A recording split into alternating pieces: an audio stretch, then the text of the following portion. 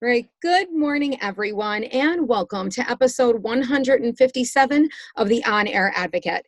Where at the On Air Advocate, we look to provide education, support, and empowerment for all of those with different abilities, mental and medical illnesses, and their caregivers. For those of you who may not know me, my name is Tammy Flynn, and I am the host and producer of the On Air Advocate. And I am super excited if you are joining us bright and early this Monday morning, or if you are catching this on the replay. Now, as always, if you think any of the content that we are talking about today could be relevant or helpful for anyone in your circle, please hit the share button and share the love with others.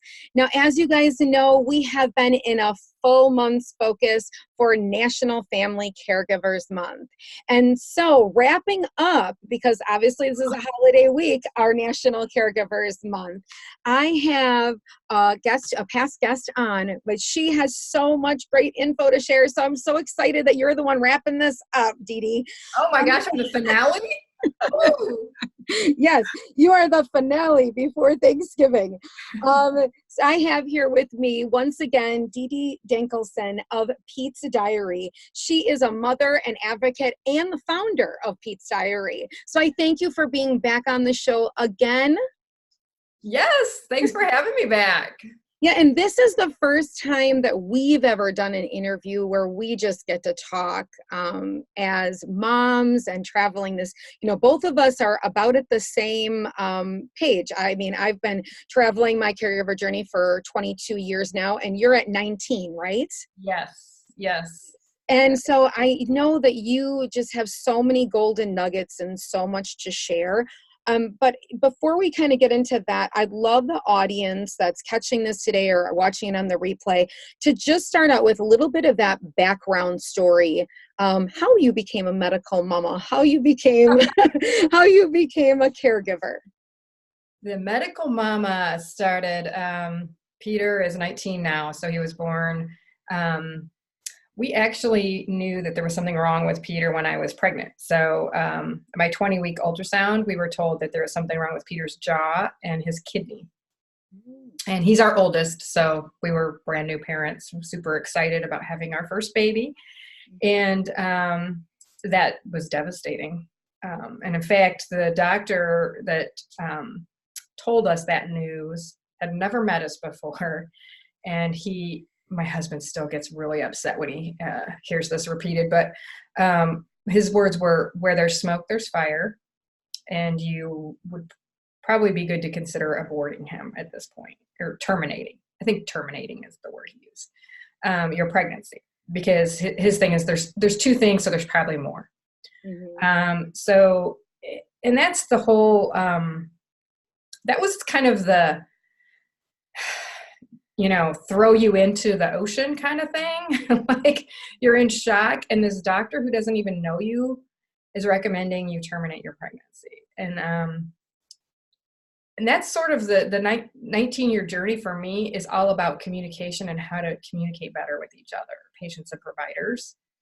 And I was certainly not good at it in the beginning.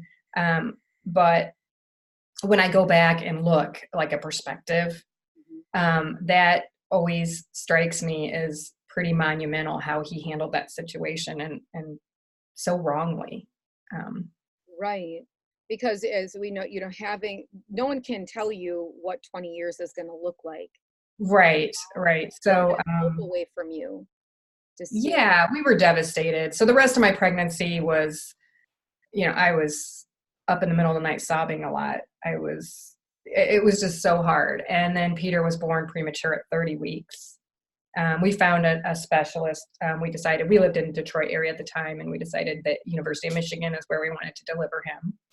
And, the biggest concern because of his small jaw, because I say this is in the dark days of pre-social media. So there was no social media, and it was still like dial-up internet. It was like, you've got mail. And of course, they I don't know if they still tell you this now, but they're like, don't go do research on the internet. Well, of course you're going to go do research. Right. And so, I was consumed with doing all those things. And when he was born premature at 30 weeks, I was at least at U of M in a place that was equipped to handle, a special case. So we were primarily concerned with his breathing, if he would be able to breathe when he was born, and then the prematurity added another fear factor to that. So he was trached. So he had a tube in his neck when he was just maybe 2 or 3 days old, because they weren't sure if they would be able to re-intubate him and stabilize his airway. And he was also on C-spine precautions because, of course, once he was born, we found out other things that we didn't know. We knew something with his kidney and jaw. They did an X-ray for the air, to check to make sure his airway was in correct placement, the tube. And they looked at his neck and went, oh my gosh, don't move his neck anymore. He might be paralyzed. C1 and C2 were abnormal. There was extra space. And preemies, they can't tell bone from cartilage. Okay. So they weren't sure what was bone and what was cartilage and how stable his neck was. So when they did the trach surgery, they could not move his neck. So it was just a really fearful time. But again, it's the moments of communication that I come back to. The genetic doctor that came in and saw Peter in the NICU, he did all his measurements and everything, and he handled the communication in the right way. We were shocked. I can still remember barely being able to stay standing when he went down all the list of birth defects that Peter had. It literally crushed me. But what he said is, this is not doom and gloom. This is a very rough road. And those words were the perfect amount of hey, this isn't going to be easy, but it's going to be okay. It's going to be okay. So when I go back 19 years later, that really, those two moments, the doctor that said terminate him, and then this doctor that said it's going to be okay, but it's not going to be easy. Because he said, I've seen doom and gloom. This isn't it, but get ready for a rough ride. So I think that just the communication is just so key. And as through the years, as Peter's gotten older and I've gotten more experience as being a medical mom, I went from being, bitter and angry and just annoyed with all the, waiting and that oh my God, are they going to ask me these same questions again with the clinic, was he born premature? Yes, it's been in his file for 10 years now. So, but you just get tired of answering the same questions. But I guess I've gotten more patient too. I've gotten more sleep for one thing. But in the beginning, you're angry, you're frustrated, you're depressed, you're going through those stages of grief, I think. And again, the communication, when I've spoken with medical students or faculty, that's one of my points I try to get across to them is you have to consider the level of experience and the emotional state of the patient, or in our case, it's usually the parents with pediatrics.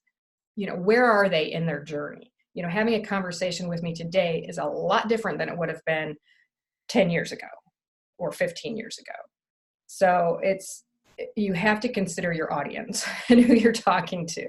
And are there language barriers? There's a lot of things to consider. Now, would you say going back to that beginning time when you found out at that 20 weeks, I can just imagine the agony, I'm saying, waiting another, obviously he was born early, but another 10 weeks of now, in my case, I didn't know anything. Mm-hmm. And then it was he was born and I was oh my goodness. Yeah. So do you feel like you were more prepared? I mean, were you know what I'm saying, versus being shocked that day, even though there was that anticipation, well, what is it all going to be? And things that I read up on, is it going to be this or is it going to be that? Do you feel that it was better that you did know now that in hindsight, looking back at it now, do you feel with all of his, different complications, that it was better that you at least had a little bit of a heads up beforehand? Yes, now I think so. At the time, I did not. I when I was pregnant, I wish I hadn't known. But if I hadn't known, he would have been delivered at the community hospital and he might not be here today. So, and the other thing that you have to keep in mind is a lot of times ultrasounds can be wrong. So you can't always go by, they've come even a long way in the last, 20 years since Peter was born, but that's another thing with sort of the pillars of communication that I've created is there are no absolutes in medicine. It's called a practice for a reason. But going back to your question, I'm glad that I knew, but it did make the rest of the pregnancy just so heartbreaking. And there was just, I mean, I had, they sent us to a specialist and I had an amnio done on my 30th birthday. So that was my 30th birthday. But the amnio was normal because and the doctor, that was a good lesson in hindsight, communication. The doctor that did the amnio, it was sort of like a research project thing. It was like not a good situation, but the doctor, how she described it to us is she said, his amnio is likely to be normal because, and this is before they had mapped out all the genetics that they have now. So she said, think of a shelf of encyclopedias and a chromosome is like the letter K missing. And your baby probably has one sentence in that whole encyclopedia missing, or even a word. Mm. And we don't know, we don't know all those things from an ultrasound. So, and she was right. His amnio, we can't just, that's only chromosomes. So his amnio was normal. Okay. Yeah. With that, and what we talked about before the segment, and I know we've talked about it on other segments as well, a lot of times, especially now that there is social media and there is all the Google search and, all of that, when new parents are kind of coming into this, they're watching all the people teaching things and lessons and they seem polished and, put together. And I always remind people 15 years ago, it was like a hurricane, tornado, typhoon, mixture, hot mess going on. Would you second that? I mean, how was that beginning for you, that emotionally and getting kind of a grip on things, after he was born? How many years out do you feel like before you actually got your grip on it to be like, okay, I feel like I kind of know what I'm doing? Yeah, well, I don't know. Yeah, there were weeks. I hit a really rock bottom point when Peter was about a year and a half old. And other things in life happen, like you have a baby, whether they're healthy or not. It doesn't give you immunity from other things happening, right? Mm-hmm. So when Peter was about a year old, my brother died unexpectedly. Mm-hmm. Younger brother, he's 4 years younger than me. So that was shocking. And I was going through the grief of having Peter. And of course, his first year was very rough. He was in the NICU for almost 4 months, came home, and I was his primary care provider because my husband needed to work and he traveled a lot. We had no family in the state of Michigan where we lived at the time. So I felt very isolated and alone. And to an extent, I probably made myself isolated and alone because I just didn't want to be around people, or, I was on the phone all day with, early intervention and the doctors and the insurance company and all that kind of stuff. And this was in the days too, before mobile phones. So I remember never wanting to leave the house because I was afraid a doctor was going to call me and I was going to miss the call.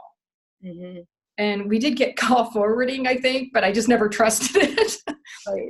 It was such a different time, and it's so much easier now because you have, the portals online where you can message questions and things to your providers. That didn't exist then. But I was going through the shock and grief of Peter's existence, and then my brother died. So it's kind of hard for me to separate the two, but that's sort of life, right? Life is just messy. And so about a year and a half, Peter was about a year and a half old, and he was constantly going into respiratory distress, where I was like alone with him and rushing him to the ER and dreading it because you know what it's like having to go back in the hospital and you don't know how long you're going to be there. And it's just, you do anything you can to stay out of the hospital. And like, I wouldn't even take him to the grocery store because I was afraid that he would get sick. So I started having what I would call panic attacks, where I felt like my mind was closing in on me. That's the best way I can describe it. And I just felt like I couldn't be alone with Peter anymore. That responsibility was just too great. And so I called my husband and I said, I just can't do this anymore. So that's sort of, I think that's a turning point for me. When Peter was about 1.5 years old, I started going to see a therapist, a psychotherapist, to talk through things about Peter, about my relationship with my brother, and just things like that. So, and our marriage, because your marriage is stressed, right? You're just, you know, I mean, we've been fortunate that we've stayed connected through, you know, everything. And that's often not the case. So that was probably a turning point. And then another, I know a huge significant turning point for me in the journey was when Peter's brother was born. And I really feel like he healed all those traumas that Peter's birth caused. So Jacob, he just kind of healed me in ways that I can't describe, but just, you know, I got to do all the normal mom things with him, like nursing and, you know, first foods and things, like, because Peter's always been on a G tube. He's always had a feeding tube. And so, like, just, I was like fascinated with feeding him. So, but the other part with him though was, I was like, surely, you know, God's going to give me this beautiful little baby and it's going to be amazing. And he was so colicky and crabby and he wouldn't sleep at all for like more than 15 to 20 minutes at a time. And I'm like, oh my gosh, he's a little monster. So, and then he was susceptible to ear infections, and trying to give him medicine by mouth. I'm like, oh my gosh, how do you give a baby medicine by mouth? He kept spitting it out. And I'm like, he needs a feeding tube. But he definitely, because you know what, I think he gave me something different to focus on too, more being a mom, more being family. You know, with Peter, I felt more like a nurse. Right. Like a mom with him. And I couldn't leave him with a babysitter. He had nurses that would come to the house, which I had to fight for that. And I don't know if you went through this, but I had, the only way we could get nursing care for Peter, and he was on oxygen and a feeding pump and a pulse ox monitor and the trach collar and all that when he was asleep. Mm-hmm. And the only way we could get nursing care for him was through, it's called a Medicaid waiver. Mm-hmm. And in Michigan at the time, every state has one. It's run differently in each state. But in Michigan, an attorney told me the only way that you will ever get this for him is by saying that you can't take care of him anymore and putting him in foster care. Because we maxed out on, like, it's like a score sheet. And we maxed out on, you know, the medical need and all that, but we only had one child at the time. So we didn't get a high score.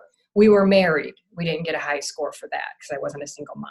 So I felt like the state was telling me I needed to get divorced and have another child that I couldn't take care of in order to get the help I needed for Peter. But finally, when I did hit rock bottom, well, I guess he was about 2. So it was about 6 months after that. Mm-hmm. I finally did send a letter to the state and said, yeah, I can't do this anymore. And they knew very well that we would have never put him in foster care. I just never wanted to put that in writing or say it. I thought, what a horrible thing to force me to have to do. But then he immediately got nursing care, which is what we so desperately needed. He moved out of our room. We had, you know, and it's not fun to have strangers in your house all night. I mean, it's not something I wanted, but there's constantly an evolving door of the state coming in, questioning everything about what I was doing, you know, like my parenting and how I was parenting. And then you have people coming in and treating it like a hospital, not a house or a home. So it's not like it's a fun thing that you really want, but you need. But the constant justifying it was really, really challenging. I think that goes on. I want to go to that, but I want to wrap back to what you were talking about. That is so profound and so strong that people really do need to recognize is that life still happens. You know, we sit on these shows and we have these segments and we talk about things and we're talking about our medically needed child or, you know, our adult loved one, you know, that has dementia or whatever the case may be. But what about our other children? What Yeah. about siblings? What about being, if you have a husband? What about if you are a single parent and there isn't, I'm saying, another person there, in the finances? And I think that sometimes people see this snapshot of, well, Dede's son has this. Okay, you have more than just your son that has, some medical complications. You have your whole life, which Yeah. on a daily basis, we all struggle, with all different Yeah. during that, and to never lose sight of that. And on the fact of justifying, isn't that something? I don't think anybody realizes that everything we do, we have to justify. I mean, I have people in my house every 2 months for me. Oh, right. You know what Yeah. I'm saying? How many times does he suction an hour? Well, that's not enough. And it's just, you're not setting this up right. And yeah, it's very, I felt like these people just hated me and they just were out to get me. Maybe I developed paranoia. I don't know. But one woman had me in tears so much in my own home that my husband called, or whoever our contact was, and said she wasn't welcome back in our house. Because I think too, especially if you're like a middle class family, they come in and they're like, well, you don't need help. What do you, who are you? You don't. And I'm not, I think most of us, a lot of us aren't the type of people that really want to, it's hard to ask for help. Right. And so when you do, and then you're treated that way, right, it sort of reinforces the fact that you feel like you shouldn't be asking for help.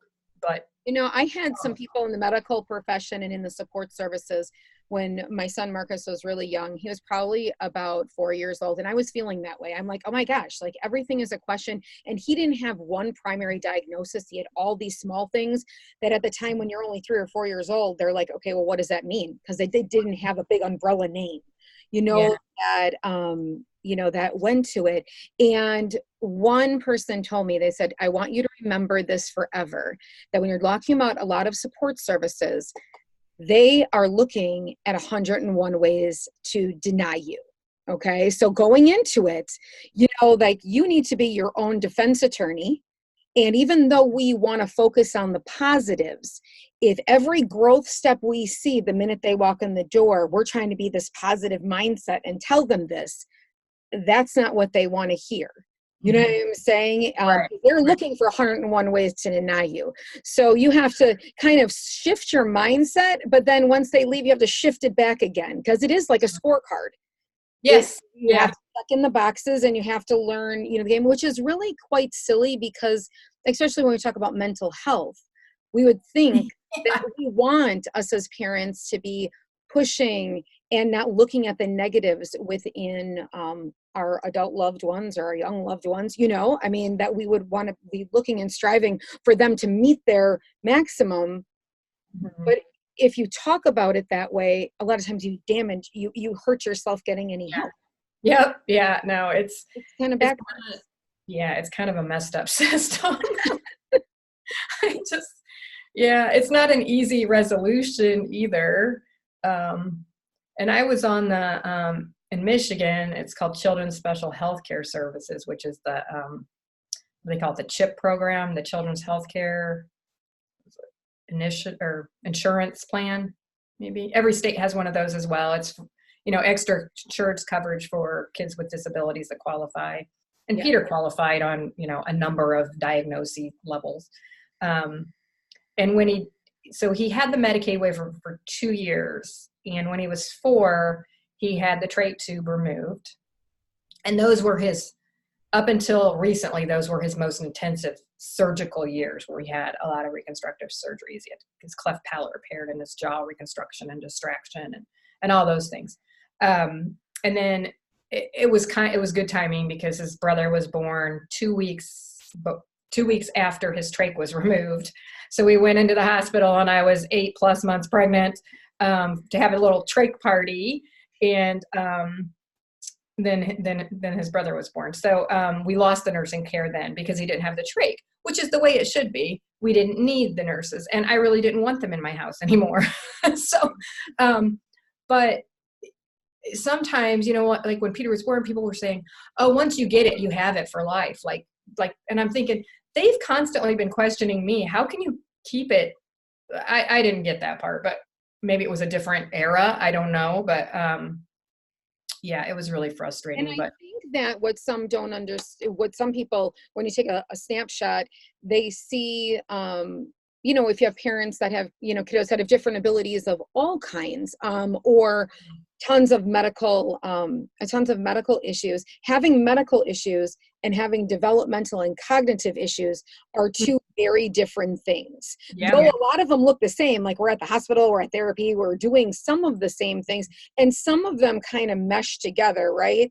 But mhm, some of them separately, especially for supportive services and whatnot, are very different. Because as we talked about during like rare disease and that whole segment, a lot yeah, of those parents get no financial help.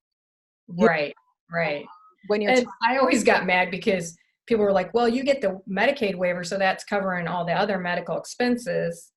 And when he was on the waiver, I guess we didn't pay for that because they waive your income. But the children's special health care, we still paid for that, um, at least a couple $1,000s a year, because they had a scale, an ability to pay on income, because Peter qualified on his diagnosis as medical need, but we still had to pay for it because of our income level, which is fair. right. Um, but I'm like, well, it's not free. We do pay for it. Right.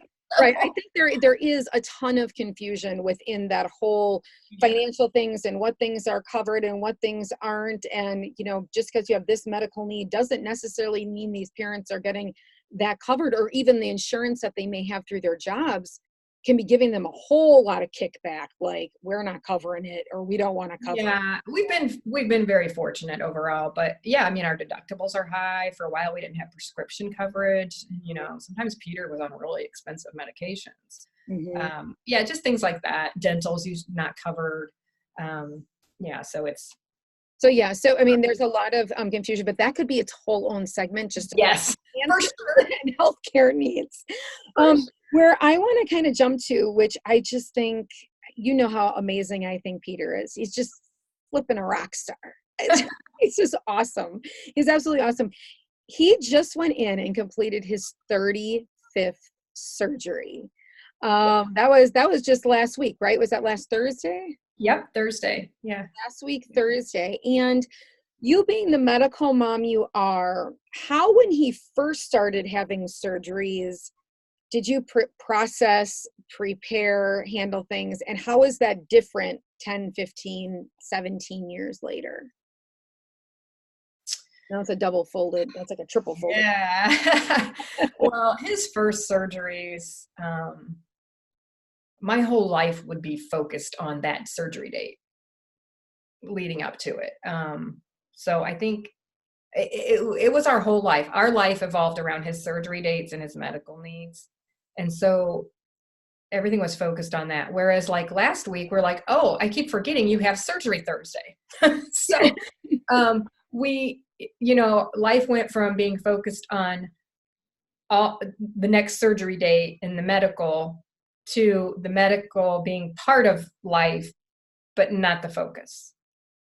Right. Um, But and how we did you get to that? How do you feel like you evolved to that state? Yeah, we had once Peter started school, kindergarten, I'd say from there until high school, we had a pretty good reprieve from surgeries. He had surgeries, but nothing like major where he was in the hospital for a really long time. And I think, his brother was born, and we were fortunate to sort of have that time to be a family. And of course, we always had this issue with his trachestoma not closing, and we always knew more surgeries were out there. And Peter grew up knowing that too, like knowing that he was going to have a big jaw surgery someday. And we didn't know if it was going to be when he was 8 or 9 or when he was older, or what form it would take, what kind, who knew, like 10 years later, there's medicine evolves so much. And there's so many different treatments and ways to fix things. So I just think that our whole life evolved when he was like 0 to 4 around surgeries. And when you're so consumed and focused on that, just everything around you, that's just everything, you know, and it's not healthy because you're just very stressed. The stress level is just monumental, and it's like trying to keep him healthy so he doesn't get sick and you have to reschedule the surgery. You know, we were very isolated in those years, like especially now with the holidays coming up. I think, you know, we wouldn't go see family or be at big family gatherings because he would get sick, or we'd try and we'd hear someone was sick, so we'd be like, we're not coming.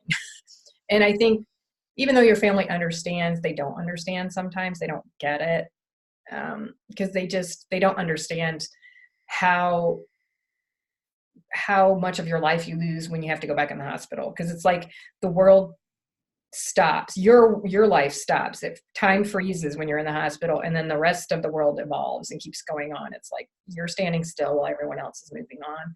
And when you're, you know, in the hospital more than you're not in the hospital, it's just mentally it's really challenging, I think, for you, for your child, for your marriage.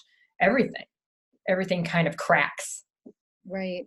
And I know that we were talking about before the segment, I know that they didn't put you through that you didn't go through the counseling, like the treatment me and my son went through, but he was so much of a medical kid. Obviously has other issues as well, but this medical end of things, we went through all this play therapy and, you know, psychological evaluations and all this different stuff to figure out, you know, when you're in the hospital so much, you know, kids develop sick child syndrome, where it's like they feel comforted in some level of being in the hospital. And then us as medical moms, we become nurses. And then how do we get our identity back? And how do we behave as their mom and not focus so much? But if you're on like 15 pills a day and meds and doing that, how are you not going to do it? And you're changing dressing changes and all of that.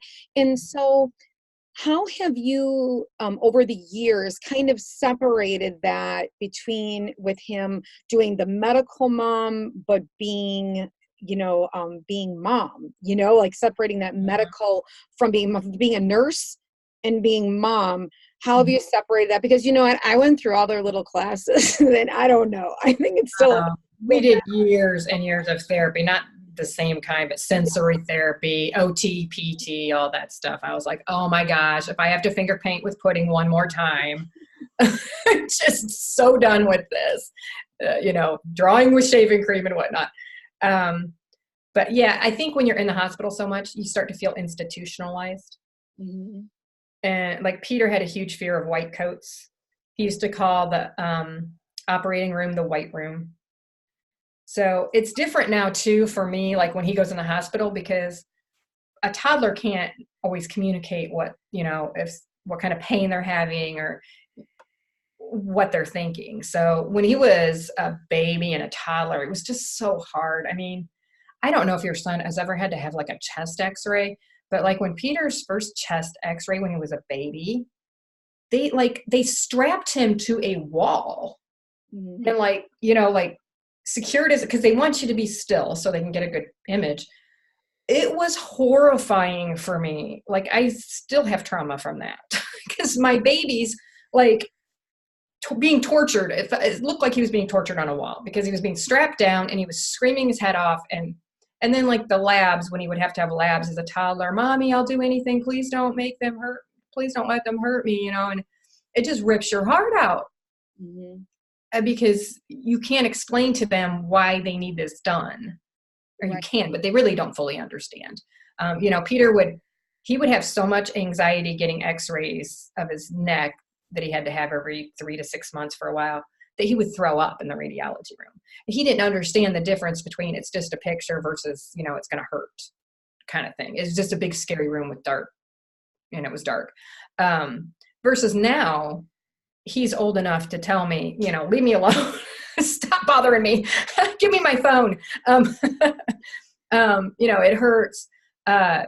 He still, I think he still wants me or his dad. You know, we've never really left him alone in the hospital, but never overnight. One of us has always been there with him, even now as, you know, a teen and all that. But he can at least hit the call button if he needs a nurse and I'm sleeping. But he's really good at snapping his fingers too. He's like, trying to wake me up. Because several times it was so funny this last surgery because he had a really major jaw surgery where his jaw was wired shut. So he couldn't talk. And then he had, in September, just a couple months ago, he had his airway reconstruction where he was intubated on a vent for 6 days. So he couldn't talk during that time. So he got really good at snapping his fingers and like pointing and stuff. And this time, his surgery last week was for his G-tube to be removed, which was a great thing. Very, a big goal. So he could talk after the surgery, but I think he forgot, and I forgot that he could talk because he wasn't talking. He was like, he was having pain. And I'm like, Peter, wait a minute, you can talk to me. I think he was a little still drugged, but I'm like, you can talk to me. He's like, oh yeah. So do you feel as he's gotten older and he's been able to verbalize more to you that you're able to step away from as much doing everything for him medically, you know what I'm saying? And just kind of letting him guide that path as he's gotten a little bit older. Do you feel like that's become easier as he's gotten older? Yeah, one of the things I like a lot of things now that he's older in terms of like his understanding level and all that. But like he had a cochlear implant surgery. It was he started high school. We moved to Illinois. So his freshman year of high school, we were in a new state and we were finding new doctors. So we went to a new ENT who asked, he didn't have the cochlear implant. And I'd fought with him in school over it. He hears normally on his right side, but he misses a lot because he doesn't hear surround sound. He doesn't, in loud environments, he struggles, like hallways at school, cafeteria, restaurants, noisy places. And I just kind of given up on it because I wanted it to be his decision if he had the implant or not. Because when he was younger, he kept saying, because there's a little post that sticks out at the time. It's different now. There's a little post that sticks out and it's very small. It looks like a snap on a Barbie dress, maybe, or you know what I mean? Like it's real small, but there are some things with, skin infections and stuff. And I just never wanted to make that decision for him because I never felt like I got a good answer for him if it helped him enough. Right. So when he was a freshman, the new doctor talked him into trying the hearing aid again. And so we took it home on trial. I'm like, I'm not going to force you to wear it. You don't have to wear it at school and anything because it had to be worn on a headband, which boys don't want to wear a headband, right? So that was one of the struggles. I'm like, you just wear it at home and just check it out. Well, he found out it had Bluetooth technology and he was just getting into music at the time. So he was like, whoa, this is pretty sweet. It's like a built-in AirPod. So he liked it. And obviously I could tell it helped him too. He wasn't maybe ready to admit it, but it was his decision to have the surgery. He actually said, yes, I want to have the surgery.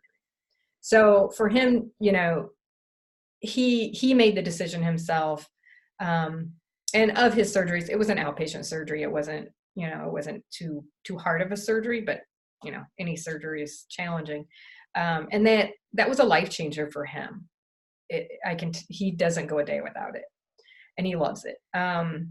But I don't know if I had done it when he was younger, I think he would have I know he would have benefited from it, but I just feel like I like that it happened that way for us. Right. And he was able to take his own ownership of it and be like this. Yeah. It's the same thing with his jaw surgery. We had different opinions on what to do and what, how to do it and things like that. We saw different doctors and I tried. He was 15 probably, because it was kind of a 2-year process, but we go get different opinions and we discuss it. And I probably give my opinion more than I think, but I try to be neutral. But yeah, I mean, it's his life. I've always felt like it's his life. So when he was younger, like infant toddler, you feel like you're making these life decisions for him. And what if you make, the wrong one, or you're just doing the best you can. But I felt so much pressure because I feel like it's his life and I want to make the best decision for him. And now I feel like I'm his advisor, but he's driving the car now. Right. And for any parents that are listening right now, and I'm sure Dede, you could second this, is that when your kiddos are babies, in their infant years and their toddler years and whatever, you know, do your due diligence, get as much knowledge as you can about it, as much education, as much information, get second opinions.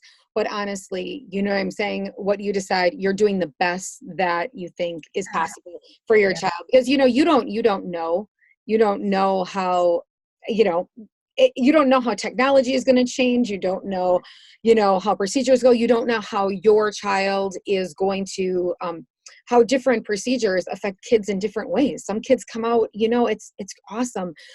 So never put that on yourself, have grace with yourself to know that if you've done your due diligence, and found out what you can, that, you have. My gosh. I don't know if you were, but I was really, really good at like totally blaming myself for everything. I mean, I felt like all his birth defects were my fault, and just anything that happened that was a bad decision or, didn't go right was all my fault. The therapy, I couldn't get all the exercises done in a day that I was supposed to be doing with his OT and physical therapy and things like that. It's just like total blame game, right? Yes. And I would say if it wasn't for, like you were talking about, that one doctor that had something very positive to say, if it's going to be a bumpy road, but you're going to make it through. If it wouldn't have been for some of those people in those beginning years that had a few very profound things to say to me that stuck with me our entire whole journey. Yeah. I don't think that I would have been able to have as much grace with myself, at times, because in our family circle, really, my son is the only one with significant needs. So there wasn't like there wasn't someone to go, like your cousin's has this, or this cousin, has that. And it was all put on me. Well, maybe you didn't have enough vitamins when you were pregnant. Maybe you should try some different juice. Maybe, and everyone had, I'm sure that you had some of this, everyone has their own opinion as to what you should be doing as you're in this hurricane. Yeah, that's very accurate. You're in a hurricane. Yeah. Yeah. Everyone's like, well, if you just don't feed him long enough, he'll be hungry and he'll eat. I'm like, no, he won't. He will literally starve himself to death. Even today, people will say that because he doesn't eat like normally and he gets no enjoyment from food. But it's not like he's going to eat. I think today he would eat if he recognizes it. But yeah, no, it's not just a matter of like withholding food. Right. Or if you do something different, you're going to have this. And I had one of my son's first social workers, I go in, that was when I found out that he was 9 months old at the time, functioning at less than a 1 month old level. And there was many more issues than the medical issues. I find that out. Then the next week I had a doctor tell me they don't think he's ever going to walk, talk, eat. Clearly he's 6'1" and 250 pounds, and he runs and he walks. He has a new titanium spine, but you know what I'm saying? I mean, he does all those things. Well, and that goes back to medicine as a practice. There are no absolutes. Right. Yeah. So when they tell you, but I had one of my social workers, she has a son that was about 3 years older than Marcus. And so she had been on this journey now almost 4 years when she met me. And she took me in her office and I was just sobbing, and she looked at me and she just said, "You are going to be fine. You don't think you're going to be fine, but and she grabbed me, she's like, "You're going to be fine. I promise you that 5 years from now, you know what I'm saying? You are going to get through all of this." And just those words stuck forever. The way she said them and the way that she looked at me, I was like, because she was dealing with the same thing, right? She had a full needs child as well. And there she was at work and having a career and all of that. And it stuck with me. And one of his other therapists said to me, which I think this is kind of funny, and you'll get this with your other kids, with your other son. She's like, "Tammy, they talk about special needs. Let me tell you, every child has their own special need." One of his physical therapists. So she's like, "Don't be doing what they're telling you." She goes, "Because you're gonna find." Because at the time I had two older, he has two older siblings, one younger. She's like, "All your kids are gonna have some special needs." So, it's true. There is no normal. Yeah, right. It's magnified, but there is no normal. Right. So it's those positive people that say those words, that really push you through. And so on that note of positive words, I would love for you to kind of wrap up our time today with maybe, 3 to 5 tips, pointers, golden nuggets that you throw at anyone that is traveling this journey. Oh, there's so much, but I go back to there are no absolutes. Any doctor with a crystal ball is not the doctor for you. So Right. any doctor doesn't want to like partner with you and have you as a team member. Like we found any doctor like that did not fit for us. And so we would get a different opinion. So that's probably one. And I really feel like the best relationships I have with Peter's providers now are when I consider them as people, not just doctors. They're people with lives of their own too. So mutual collaboration and respecting everyone's differences. And, they go home to their own families, or they're up all night, they're working how many hour shifts and whatnot or whatever. So I just feel like now I'm able, when he's in the hospital, to be a little more patient with, our needs and things. I mean, I know a lot more than I did then too, but, and I don't have a toddler. I mean, when you're in a clinic lobby waiting 2 hours with a toddler, it's a little different than waiting with a 13-year-old who's just going to stare at their phone screen the whole time. So I'm not as stressed. So I'm able to, I had a resident once ask me if he could ask questions about golden heart syndrome. I don't know if we actually said that. Peter has golden heart syndrome. It's a craniofacial, and he had never heard of it. And it was like July when all the new residents start, which is something you also learn as a medical parent. Yeah, that's not when you want to be. That's not the spot you want to be in. Right. But if he had asked me that when Peter was a toddler, I would have been like, get out. I don't have time to educate you. But he asked me, Peter was probably in elementary school or something. And it was an appropriate time. So it was a different conversation. And he had a good experience and learned something too. So I just think that communication is key to good medical outcomes and safety, and recognizing that a child is a person too, not just a part. The doctors focus on different, their parts because they're all specialists in different areas. But you as a parent are the only one that truly knows them, everything about them as a human being. And you know their needs, and how they react to things. And so that's key. And you have just as much to give as a medical parent as the physician that's the specialist. So you have to, build your own confidence. Your confidence will build over time, but you know your kid better than anyone else. Right. And you are your child's best advocate. That is for Yes. It's true. That intuition, that gut instinct, it's pretty much always spot on. Yes. And I know that we didn't dive all into Pete's diary, but to just give a little snapshot of Pete's diary, because after this, you have some great PDFs, handouts, links, whatnot that we can drop below that parents can have something that they can print out or they can copy and keep on their, screen on their iPad with patient and provider information and some of the different tools that you have used over time. So before we log off, can you talk to the folks just a little bit about what Pete's diary is and all the things they can kind of find on that website for help, information, that sort of thing? Yeah, well, Pete's diary started as a journal I kept when Peter was in the NICU. And I wrote in Peter's voice. And I think that was easier for me to do than write in my own, because revealing my own thoughts and feelings was just too raw for me, I think, at that time. And it's kind of funny because I continue to write in Peter's voice. And so far, he's letting me. But Pete's diary has evolved into, we speak at schools, anti-bullying school assemblies, and Peter is very good at connecting with kids and showing them how to be positive about differences and embrace what makes them different. And that's how we've raised Peter, is to be proud of his differences and to rock your life. That's a huge initiative because Peter's he's a musician, he plays guitar. And the Rock Your Life is all about valuing your own story. And everyone's story matters. Everyone has a story you know nothing about. And just appreciating that with each other, especially with middle school age students.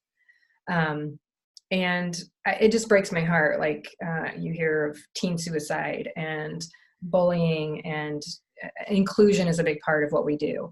And I saw that a lot with Peter growing up. And that's sort of kind of how I've focused Pete's Diary is he was often part of groups, and he was fortunate he wasn't bullied in school. But he wasn't always included. He he was never alone at lunch, but he wasn't also invited to the movies on the weekend. And it wasn't like intentional. It wasn't like people were intentionally leaving him out. It's just he wasn't like part of the sports team or part of school was enough for him. It was all he could keep up with was just, going to school and keep the academics and things like that. So socially he struggled because he was also usually a little behind to maturity wise, because he was so medically involved. He missed out on a lot. So we talk a lot about inclusion and things like that, but we have resources on our website. We have a list of other organizations that have programs about inclusion, and we have book recommendations. And there is a medical section where we have, I call it the 5 pillars of patient-provider communication that we have, and that's what we're going to share. And so we also have 10 ways to rock your life for Pete's Diary. I can share that with you too. It's on our website, but it's, all about, again, practicing gratitude, valuing your own story, amplifying kindness. I've written it and I can't remember everything, but it's really good. But we kind of bake all that into our school assemblies. Differences, like with the really little kids, we try to get them to overcome fear of differences. So we show them a trach and a feeding tube, and Peter wears a prosthetic ear. So we show kids one of his old prosthetic ears, and they're like, oh, they're all squeamish about it, but then they get over it and they realize, wow, that's pretty cool, So, yeah. And that we all have the same feelings. Everyone's been angry. Everyone's been sad. Everyone's been excited and happy about something. So we all have those similarities with our feelings.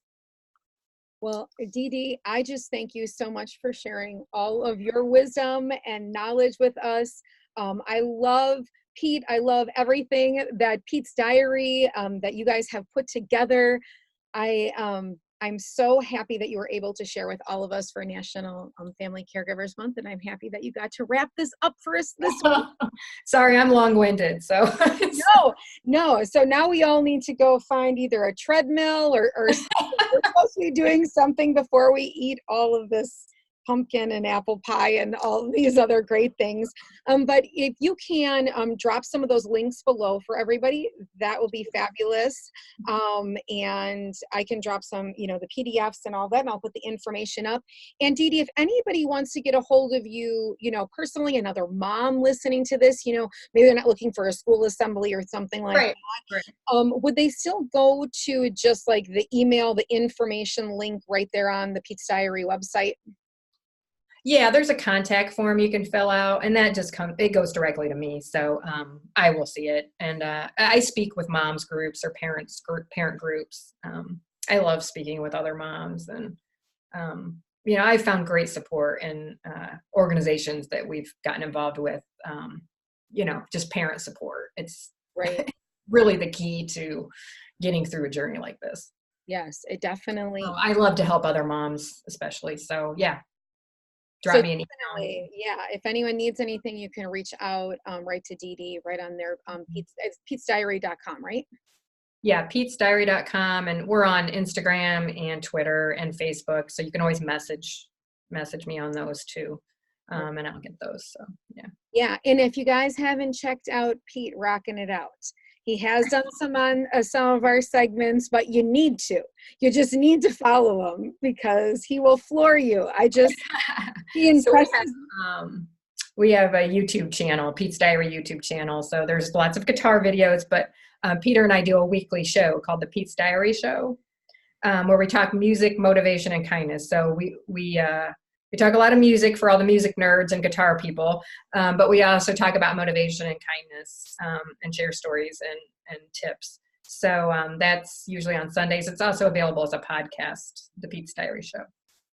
Awesome. And they can find all the links to that right on the website as well. Yes.